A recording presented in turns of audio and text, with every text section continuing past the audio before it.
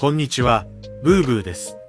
今回は、木材カットなし、工具も使わず、ダイソーの商品を使って、和風な間接照明を DIY で作っていきます。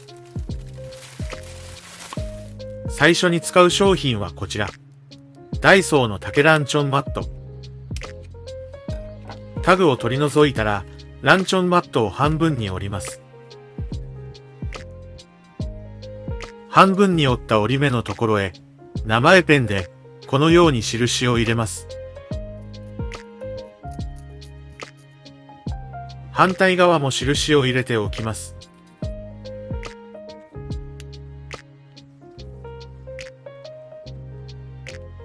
次に、ダイソーの切りカラトリーボックスを2つ用意します。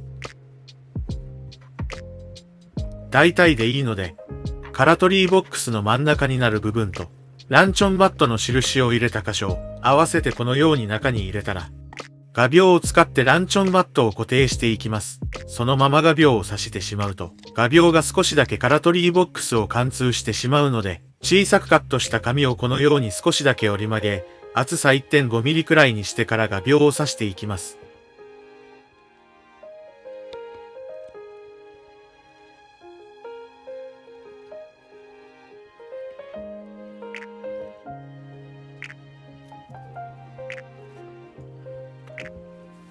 こんな感じで、両端に画鋲を使ってランチョンマットを固定しました。最後に100均の LED ライトを用意します。ブーブーは今回、種類の違う3つのライトで試してみます。中に入りそうなサイズのものであれば何でも良いかと思います。ブーブーはダイソーのカードスタンドを使います。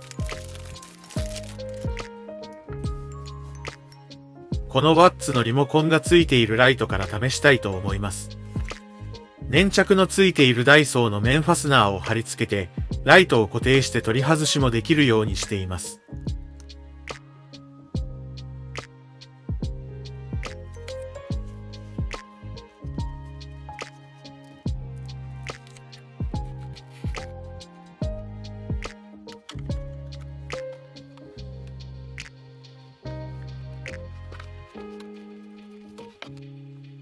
ライトを中に入れたら壁にかけて設置していきます。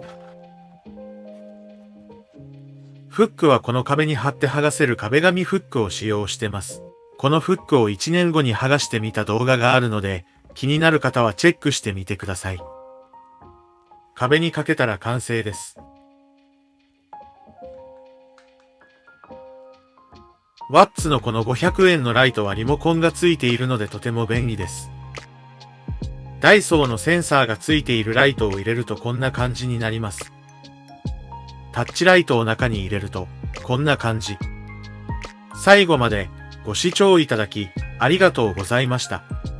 また、次の動画でお会いしましょう。バイバイ。